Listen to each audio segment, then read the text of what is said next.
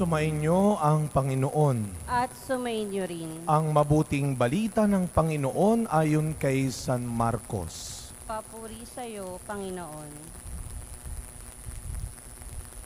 Noong panahong iyon, sinabi kay Jesus ni Juan, "Guro, nakakita po kami ng isang taong nagpapalayas ng mga demonyo sa pamamagitan ng pangalan mo.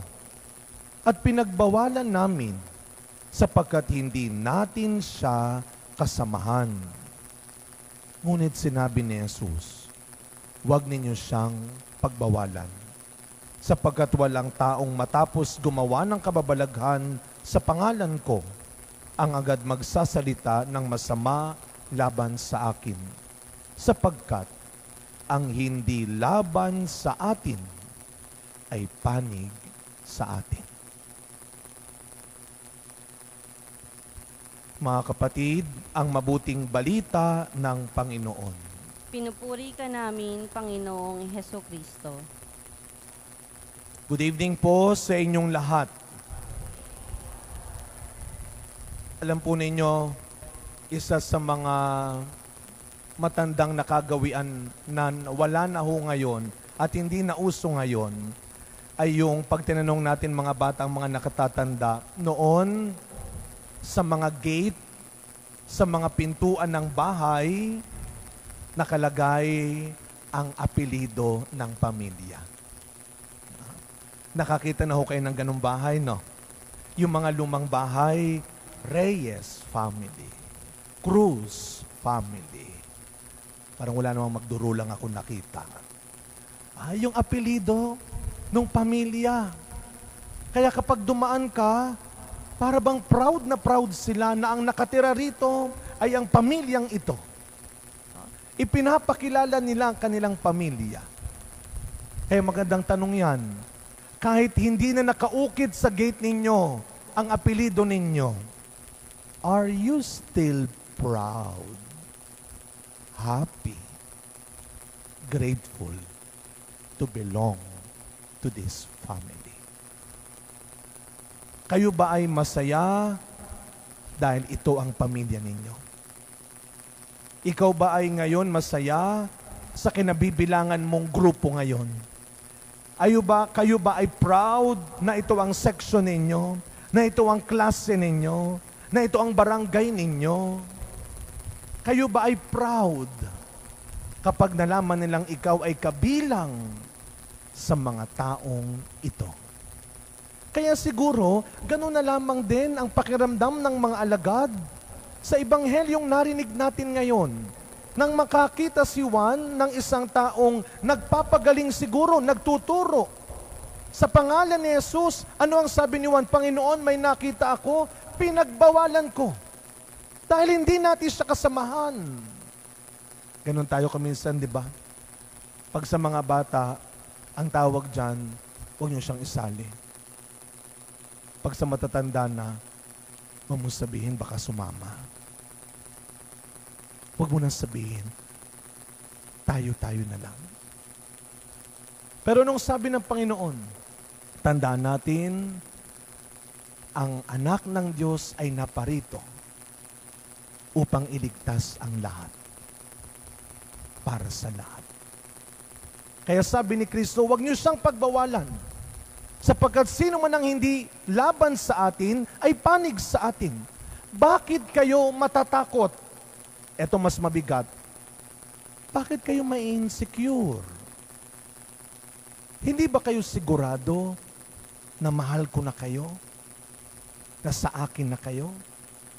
Anong akala ninyo? Ipagpapalit ko kayo? Do not be insecure.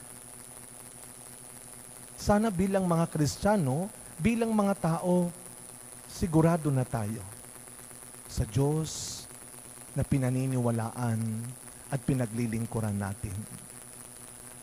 Kaya nga ho, maraming beses, lalo na nung pandemya, nung kami po ay, nung aking grupo, meron kami isang grupo na tinatag, yung Hands to Heaven, PH. Hindi po yung pangalan kong Hans, kundi Hans, kamay. HANDS. Minsan may pinuntahan kami, nagdala kami ng ayuda.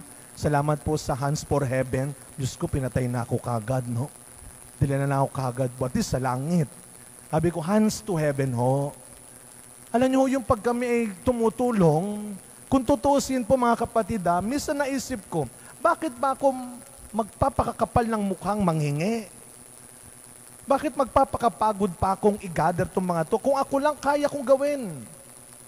Pero alam niyo mga bata, mga kapatid, mas masaya pag hindi lang ikaw yung mabait. Mas masarap pag hindi lang ikaw yung mabuti.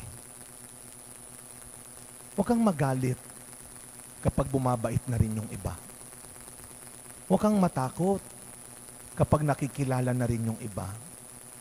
At lalo na, huwag kang mai-insecure pag naging mabuti, kilala, at magaling na rin ang iba.